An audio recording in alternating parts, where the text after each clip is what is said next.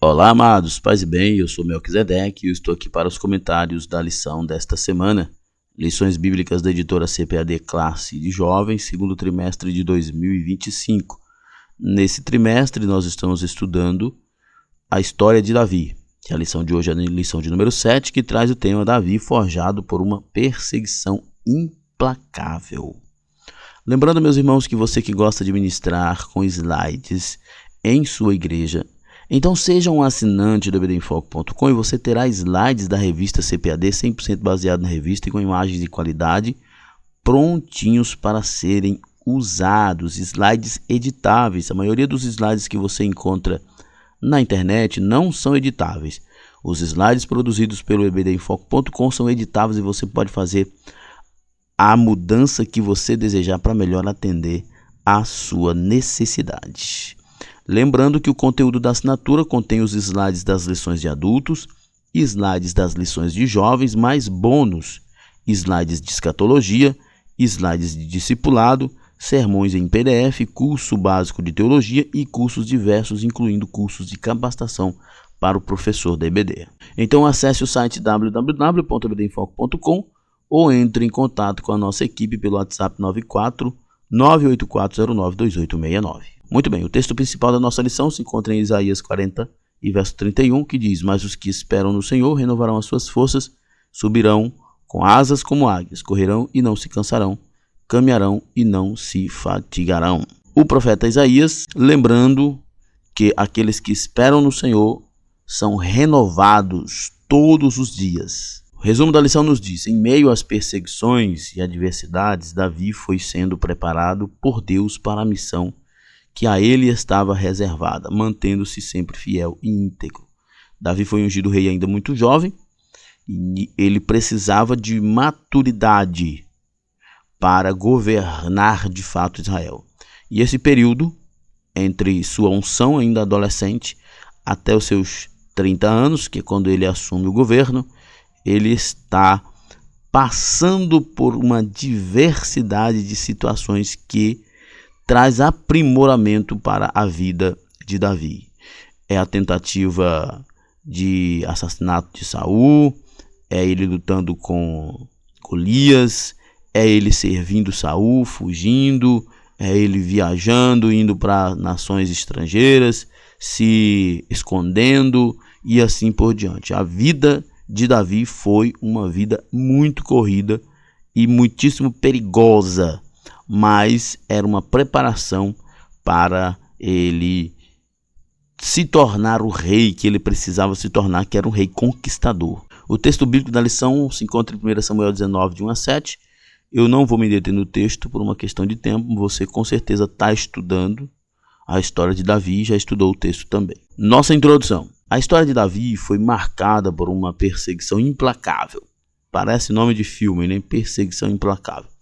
Desde o dia em que o gigante Golias tombou ao chão, a vida do jovem foi ameaçada pela postura enciumada do rei que buscava de todas as formas matá-lo. Uma jornada que parecia fácil do momento da unção ao reconhecimento como rei, se tornou um caminho repleto de dificuldades e flagelos impiedosos. Nós conhecemos a história de Davi, que foi ungido ainda muito jovem. Óbvio que não era do consentimento de Saul, era a vontade de Deus. Davi, por vontade divina, levado até o castelo para que ele pudesse tocar para Saul, que estava possesso, que estava atormentado por demônios. E Davi, por ordem divina também, destrói, derrota o grande inimigo de Israel, o gigante Golias, e com isso ele recebe grande notoriedade, grande notoriedade, e isso já começa a despertar os ciúmes no rei, que estava completamente perdido e dominado pelo ódio e pela vingança. Nesta lição estudaremos essa importante área da vida humana, o desenvolvimento diante das adversidades. Nós precisamos entender os processos da vida e nós precisamos ser resilientes, nós precisamos ser ensináveis. Primeiro tópico, uma perseguição implacável. Quando a fuga é necessária, às vezes é preciso fugir. Nem sempre a vitória se adquire lutando, às vezes é fugindo também. Ao ser escolhido por Deus e ungido por Samuel, Davi passou a ter em sua vida a presença do Espírito Santo. Enquanto Saul perde essa presença, Davi a recebe. Essa condição foi decisiva desde o embate com Golias, né? Ele recebe a unção, e a unção já vem com o Espírito Santo, que capacita ele às vitórias que ele tem. Essa condição foi decisiva desde o embate com Golias, passando pelos episódios de aplacamento da ira de Saul, pelas inúmeras batalhas travadas defendendo Israel, pelos momentos de grandes lutas, bem como pelos períodos de paz e descanso. Foram sempre envolvidos em uma espiritualidade cultivada pelo desejo de intimidade com Deus. 1 Samuel 18:12 diz: E temia Saul a Davi, porque o Senhor era com ele e se tinha retirado de Saul. Uma coisa que nos marca bastante quando nós lemos a história de Davi, especialmente o seu início aqui, é o que está aqui no capítulo 18, verso 12. O Senhor estava com Davi. O Senhor tinha se retirado de Saul e estava com Davi. Isso é muito importante. Isso nos faz lembrar que Davi era um homem que Deus havia escolhido. Isso nos faz lembrar que Deus estava com Davi e que a vitória é certa. Isso também nos faz lembrar que o fato de estarmos ali porque Deus nos colocou, isso não nos isenta de responsabilidades e de grandes batalhas. As perseguições foram se intensificando e obrigando Davi a iniciar uma época de constantes fugas a fim de salvar a sua vida. Mesmo temente a Deus, fiel ao rei, dedicado em proteger o povo de Israel, íntegro e humilde, as maldades de Saul se intensificaram e a morte se tornou uma possibilidade nítida. Eu falei agora há pouco que o fato de Deus estar conosco, de Deus ter nos escolhido, não exclui da nossa vida as adversidades. Muitas vezes essas adversidades fazem parte dos processos ou do processo de maturação de cada um de nós. Nós não podemos, nem nós professores, nem nós jovens, de modo algum nós não podemos pensar, nós não podemos idealizar uma vida sem batalhas. Isso é fato. Isso não é suposição, né? O professor deve, inclusive, explorar isso com seus alunos. Não devemos conceber a ideia de uma vida sem batalhas. As nossas vidas serão sempre de batalhas. Todos nós teremos nossas batalhas. Nós precisamos estar preparados para isso. Nós precisamos estar prontos para as batalhas. E quando eu digo pronto para a batalha, não é só preparado no sentido técnico, mas é preparado para estar na batalha, para aprender na batalha. Porque todos nós iremos, cedo ou tarde, passar por alguma luta. Finalmente, Davi precisou deixar tudo para trás e se pôs em uma jornada ainda incerta em busca da sobrevivência para um dia reivindicar o seu lugar no trono. Isso aqui é muito interessante. Davi precisou ter foco. Davi precisou entender que ele era ungido de Deus, que ele era o escolhido de Deus e que aquelas batalhas não eram algo que ele poderia estar apegado àquilo, algo que poderia atrasá-lo, ou que poderia desanimá-lo. Ele entendeu que ele tinha que olhar para frente, que ele tinha que caminhar adiante, deixar para trás as perseguições, as tristezas, deixar para trás tudo e olhar para frente. Para termos uma ideia de quão ferozes eram as perseguições impostas por Saul no início da sua fuga. Davi foi ajudado por Aimeleque, o sacerdote. Por esse motivo, o rei ordenou que uma linhagem inteira de sacerdotes fosse morta em Nob, além de mulheres e crianças. 1 Samuel 22, 18 e 19. Então disse o rei a Doeg: Volve-te e arremete contra os sacerdotes. Então se virou Doeg o edomita, e arremeteu contra os sacerdotes e matou naquele dia 85 homens que vestiam estola sacerdotal de linho. Também a Nob, cidade destes sacerdotes, passou ao fio da espada homens e mulheres e meninos e crianças de peito, e bois e jumentos e ovelhas. Precisamos só destacar uma coisa aqui, apesar de não ser a abordagem da lição, mas a morte de Aimeleque e toda a destruição da cidade de Nob tem também um pouco de culpa de Davi. Davi fugiu do rei e chegou até Nob e mentiu para Aimeleque. Ele contou uma série de mentiras. Não explicou nada para Aimeleque. Quando Aimeleque foi questionado por Saul, ele simplesmente não sabia o que estava acontecendo, porque tudo que Davi havia falado era mentira. E aqui nós vemos o perigo da mentira. Quando nós mentimos, nós afetamos outras pessoas. É importante que reflitamos sobre isso. Davi era o homem segundo o coração de Deus, mas Davi cometia erros, e aqui ele cometeu um erro grave. Tão grave que resultou na morte de uma cidade inteira. Em busca de Samuel. Após ser salvo da morte do perverso plano de Saul por meio da intervenção de Mical, Davi fugiu para Ramá em busca de Samuel. Lá chegando, abriu o coração contando tudo o que ocorrera ao profeta. Após ouvir atentamente aos conselhos do velho amigo, o acompanhou até Naiote, ainda em Ramá. Aqui temos um importante ensinamento para todos nós. Como é bom termos em nossas vidas pessoas tementes a Deus, nas quais podemos confiar, abrindo o coração à espera de sábias palavras e bons conselhos.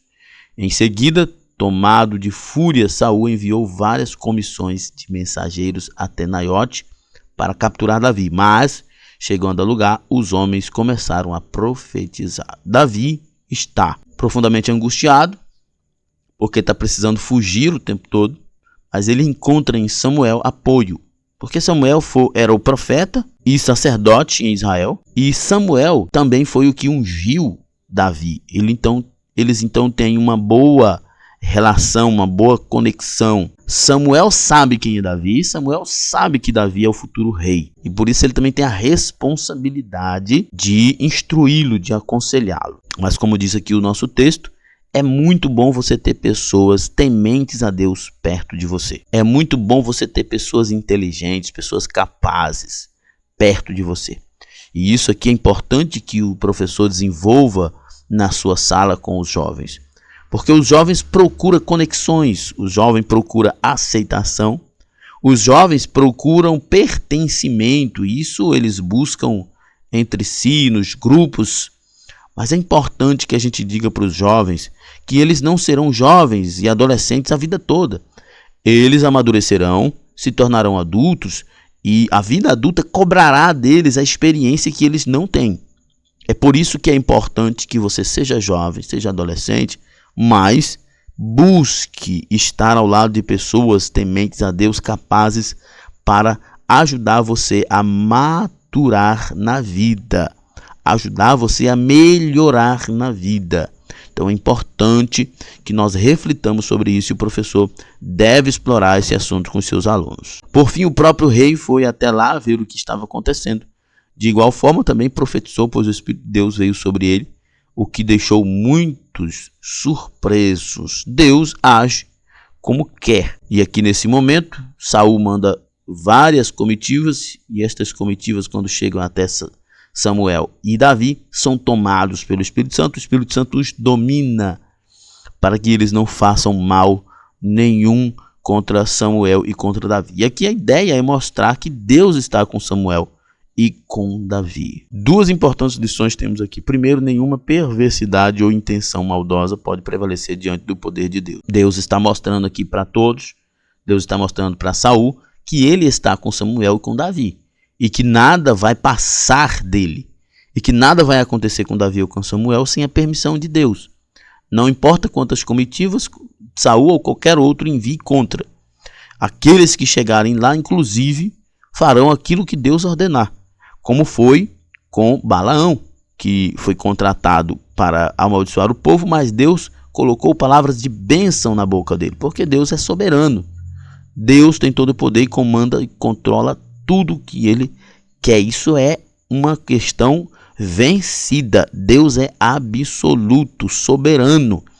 Ele não permitiu que Balaão amaldiçoasse o povo e não permitiu que as comitivas, nem mesmo Saul, chegassem até Davi e Samuel para fazê-los mal.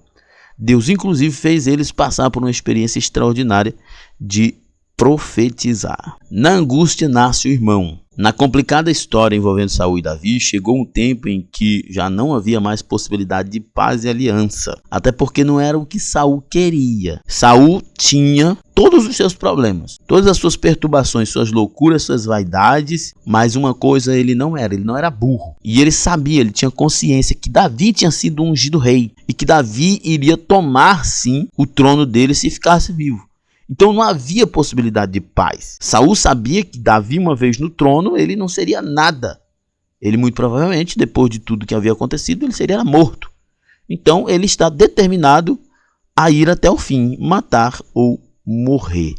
Rejeitado por Deus, cometendo uma série de injustiças, afrontas e até profanando o que era sagrado, fazendo sacrifício, coisa que não era da alçada dele. Os últimos dias do rei, outrora admirado, se encaminhava para um final trágico, porque esse era o final de Saul de fato, porque Saul era um homem comum que foi cheio do Espírito Santo para governar, mas como ele desobedeceu a Deus, foi esvaziado do Espírito Santo, se tornou um homem comum e ainda foi atormentado por um espírito maligno por ordem de Deus. Então não havia mais nada a esperar de Saul a não ser a tragédia. A intercessão de Jonatas já não tinha mais efeito. Ao rei só interessava a morte do desafeto.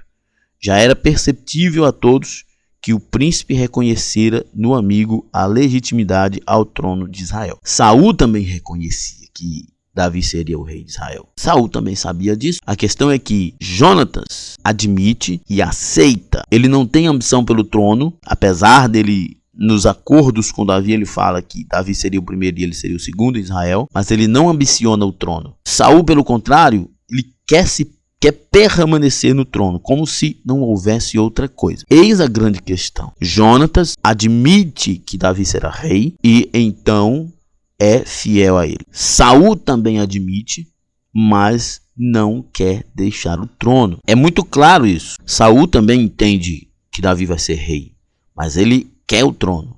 Jonatas entende que Davi vai ser rei, mas ele não quer o trono. Ele entende que a vontade de Deus é que Davi seja rei. Sua lealdade pertencia ao homem segundo o coração de Deus, que a essa altura se pôs em fuga para Ramá. Parece estranho, mas essa é a realidade da vida de Davi antes do trono, de fuga em fuga. Como foram difíceis os dias de Davi, como foi preciosa a amizade cultivada com Jonatas. Ao voltar de Ramá para Gibeá, tiveram a oportunidade de se despedir e confirmar uma aliança de bondade. 1 Samuel 20, 14 e 15.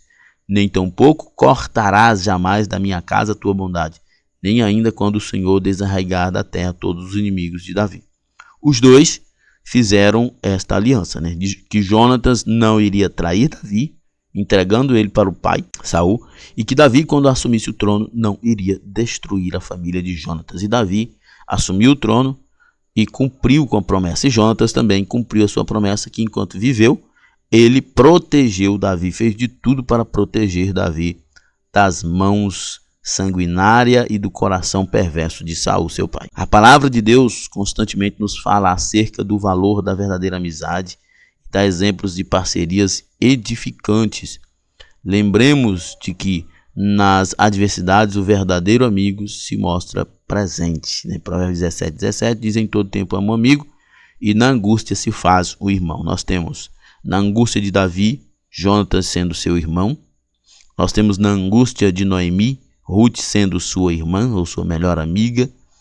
Nós temos na angústia de Paulo, Silas sendo seu amigo, e assim por diante, tantos outros que se tornaram irmãos no momento de adversidade. Segundo tópico, as lutas ao longo da caminhada em território inimigo. Nesse tempo de longa fuga, Davi partiu para o território filisteu, chegando à cidade de Gade, a terra natal de Golias.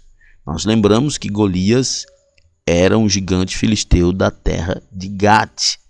Imaginemos a surpresa do rei Aques e de seus súditos ao ver o matador do gigante ali, diante deles, em uma cena curiosa. Fingindo-se de louco, começou a torcer-se e deixou correr saliva de forma descontrolada. Por que Davi se fez de louco? Davi pensou que poderia entrar em Gate desapercebido. O propósito dele era se esconder, era passar ali desapercebido, sem ninguém reconhecê-lo. Só que os súditos de Aques percebeu e reconheceu ele e falou para Aques, inclusive o levou até Aques. E ele sabia, Davi sabia, Deus coloca no coração dele, o homem de Deus percebe essas coisas, ele sabia que ali ele seria morto. Ele sabia que fugindo de Saul caía na mão de Aques para morrer.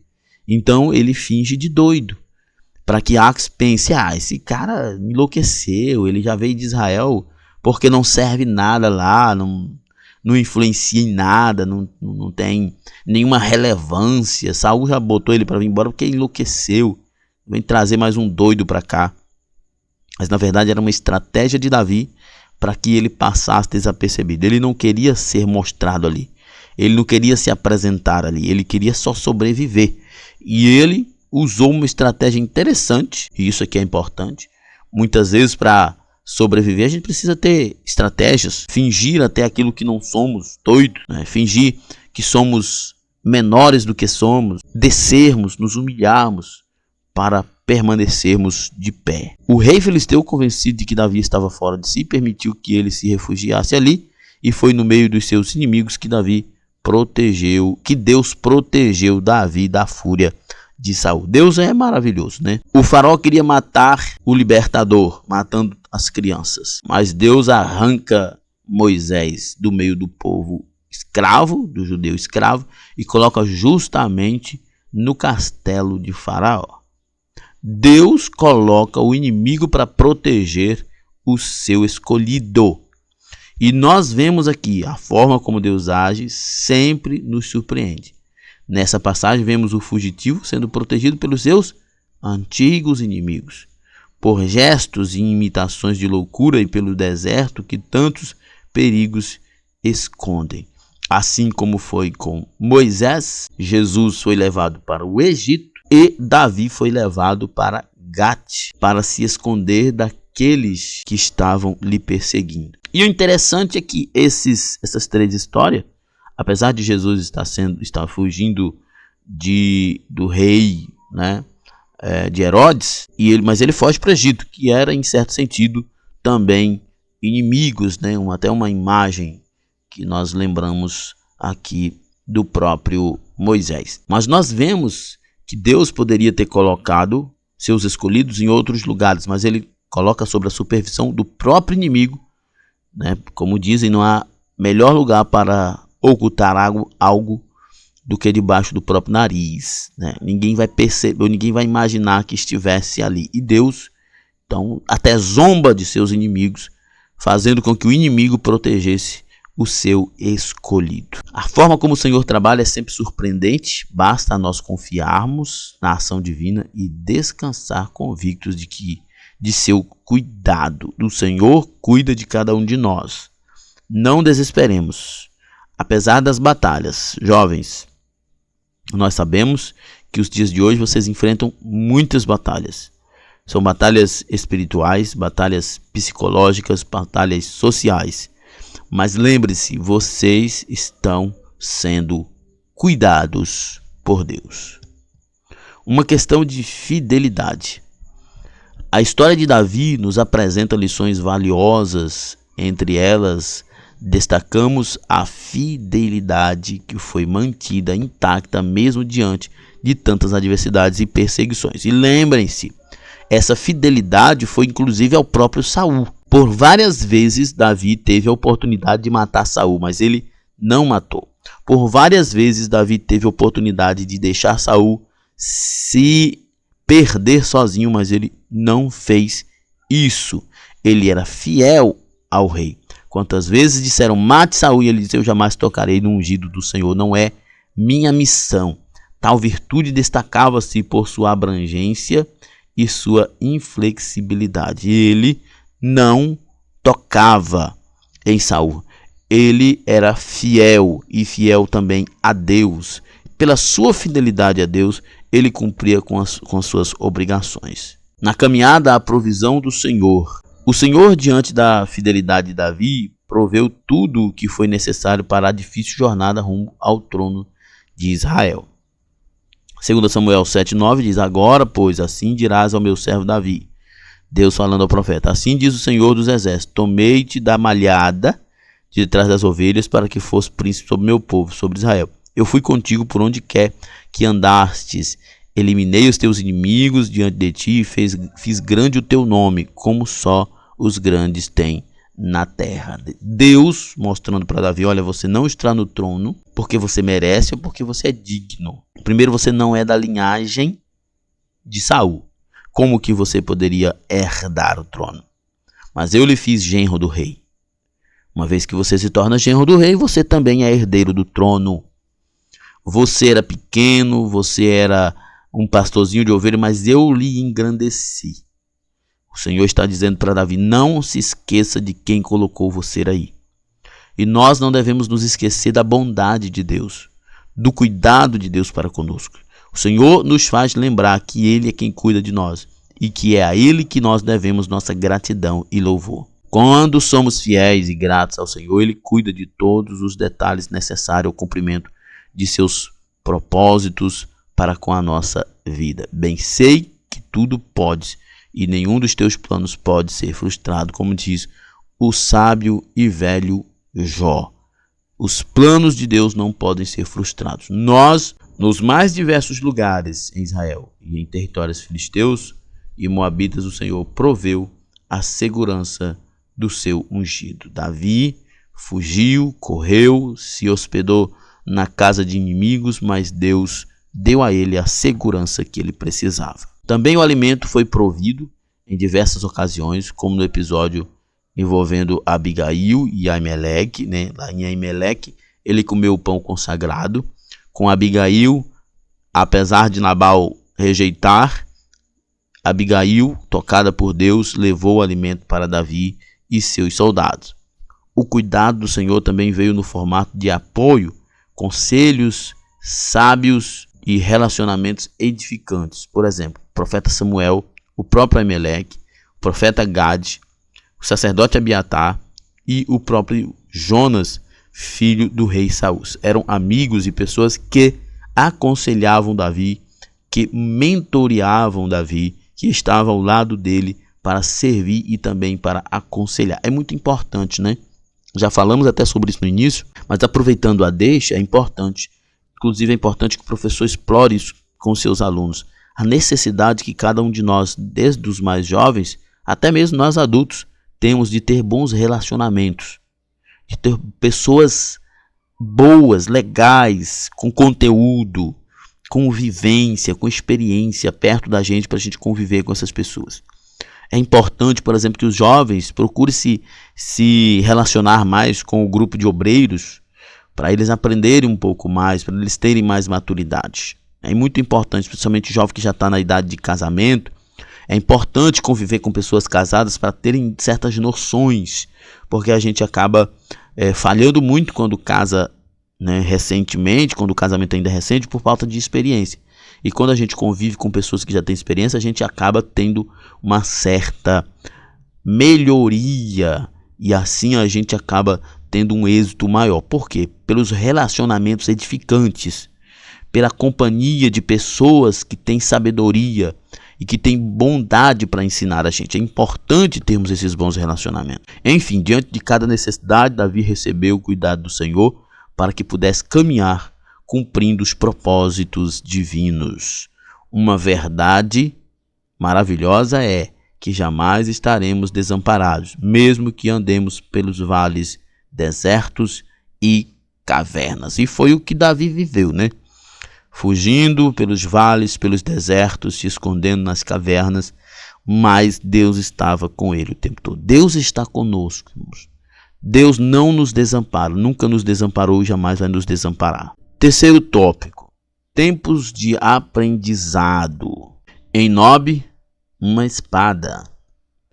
Após fugir de Saul apenas com as roupas do corpo, Davi foi para Nob procurar por Aimeleque.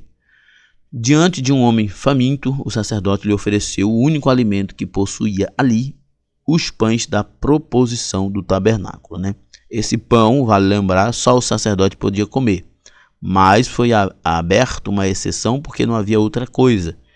E nesse aspecto é importante lembrarmos que a vida é sempre maior e mais importante do que qualquer preceito. Era um preceito que só os sacerdotes poderiam comer o pão, mas entre obedecer o preceito e a morte do escolhido, é melhor quebrar o preceito. Em seguida, pediu também ao sacerdote uma espada, já que estava desarmado e desprotegido. A resposta foi surpreendente: não havia espada e nem lança ali, com exceção de uma, a que fora de Golias. É óbvio, não tinha espada nem lança, porque ali era a cidade dos sacerdotes, eram homens pacíficos.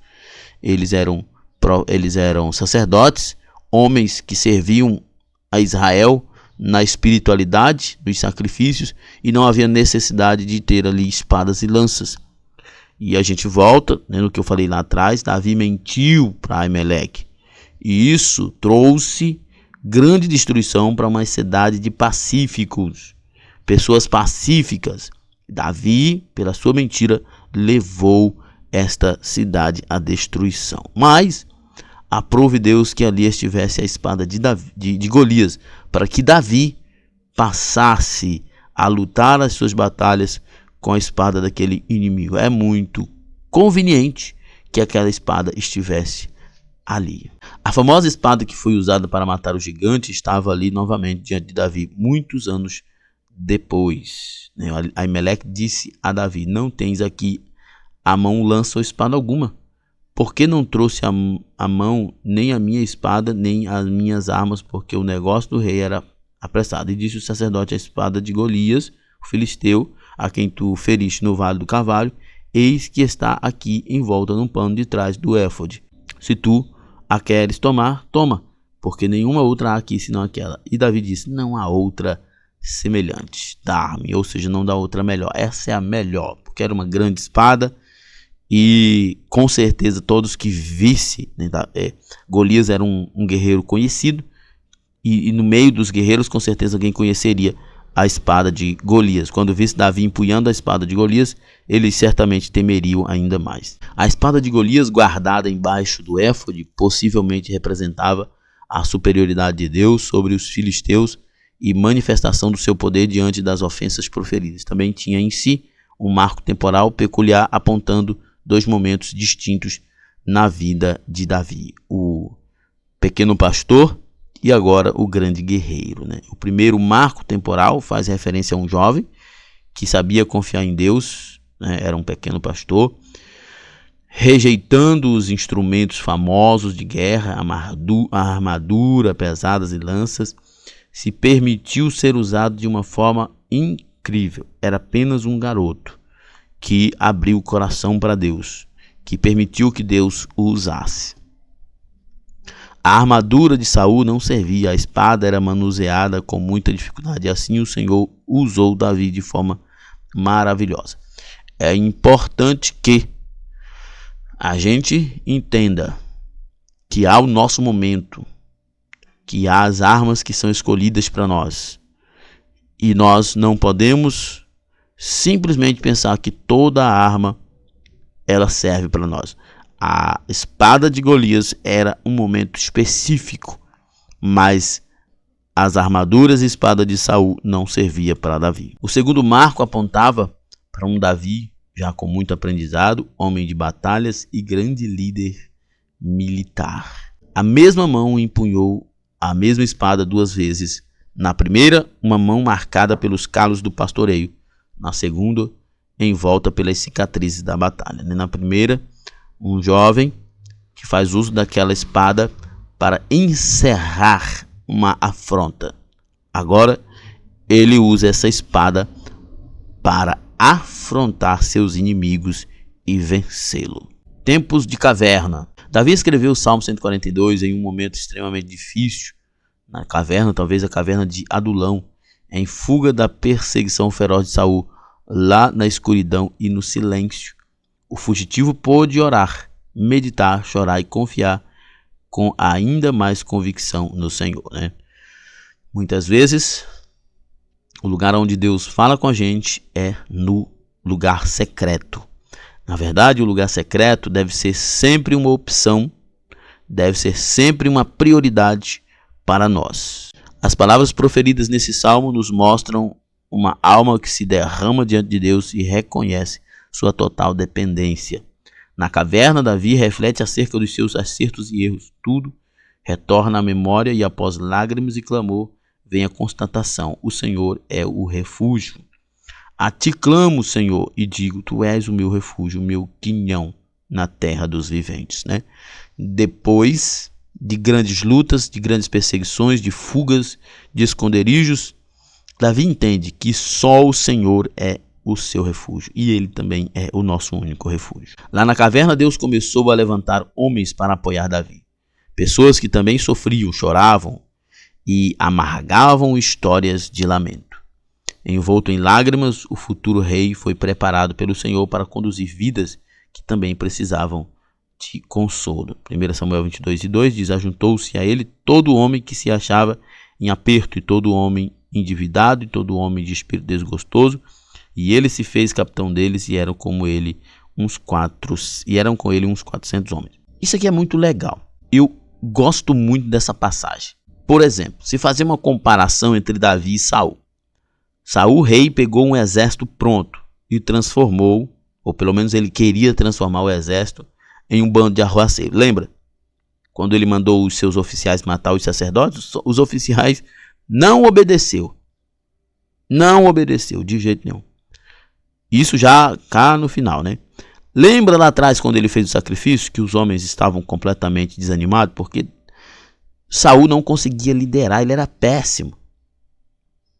Mas Davi pega 400 homens bandidos, endividados, fugitivos, homens de pouco caráter, e transforma eles em um exército, em uma equipe de homens tementes, obedientes, dedicados, disciplinados. Olha, isso aqui é importante para nós líderes, né? Olha o que um líder de verdade é capaz de fazer. Enquanto Saul, que era fraco, estava destruindo, desmoralizando o exército, nós vemos isso também diante de Golias. Davi, que ajunta uma série de pessoas desgostosas, série de homens vis, transforma eles em um grande exército. E esses homens se transformaram de fato em guerreiros nobres, que fizeram parte da equipe de elite de Davi, capaz de sacrificar a própria vida por Davi e por seus ideais. Ali já era 400, em Keila era 600, e assim muitos foram seguindo Davi e aprendendo importantes lições acerca da dependência divina, integridade e fidelidade. O amor de Davi a Deus, a dedicação de Davi a Deus, a sua fidelidade, levou seus liderados a também conhecer a Deus. Isso é um despertar para nós que somos líderes. Um processo contínuo. A aprendizagem é uma ação contínua. Ninguém aprende de forma instantânea, nem amadurece em segundos, muito menos chega a um fim. O aprendizado é constante. É no processo que somos preparados para os próximos passos. Todos anseiam a linha de chegada, mas é nessa dinâmica que as histórias são escritas e os planos se concretizam. É importante aprender e é importante entender que o aprendizado nunca acaba. Às vezes as pessoas se tornam orgulhosas achando que já aprendeu o suficiente. Lembre-se, o aprendizado nunca acaba. A Bíblia Sagrada nos traz muitas histórias onde o processo foi essencial no desenvolvimento e amadurecimento do escolhido para determinada missão. José foi preparado por 13 anos, vendido pelos irmãos, escravos na casa de Potifar e até preso, até chegar à sua missão. José passou 13 anos no processo. Moisés passou 80 anos, desde o seu nascimento até o seu retorno ao Egito para começar a tirada do povo. Josué esperou 40 anos, desde a saída do Egito até a entrada de Canaã e tantos outros. Nós precisamos entender que o tempo de Deus não é o nosso tempo e que nós precisamos estar confiantes no Senhor. Esse processo de aprendizagem e amadurecimento se deu na vida de Davi por muitos anos, desde quando foi ungido por Samuel até quando assumiu o trono de Israel. No pastoreio, na corte, nas batalhas, no deserto, na caverna, entre povos inimigos, entre os amigos, onde passava, aprendia lições importantíssimas. Assim deve ser com cada um de nós. Vivamos o processo sempre conduzidos pela direção divina em nossas vidas. É importante que todos nós na nossa vida temos um processo de aprendizagem e amadurecimento. A nossa vida, nossa caminhada, ela é um processo que tem aprendizagem e amadurecimento. Adquire-se conhecimento e adquire-se capacidade de aplicar esse conhecimento. É importante que nós pensemos nisso. A vida é um processo de aprendizagem e amadurecimento. Nossa conclusão. A forma como Davi foi preparado para a sua missão é inspiradora. Diante de muitas adversidades, manteve-se fiel e direcionado por Deus. A sua formação foi resultado de momentos de êxito, conquistas e celebração. Davi passou por períodos de perseguição, lutas e lágrimas, e em todos os momentos o Espírito de Deus era com ele. Sem dúvidas, um convite a todos nós para nos permitirmos ser forjados pelo Senhor. Muito bem, chegamos ao final de mais um comentário. Acesse o site ebdinfoco.com ou entre em contato conosco pelo WhatsApp para mais informações. Lembrando que na plataforma ebdinfoco.com você tem tudo o que precisa para ministrar uma aula de excelência na EBD. Ficamos por aqui, até a próxima. Paz e bem a todos.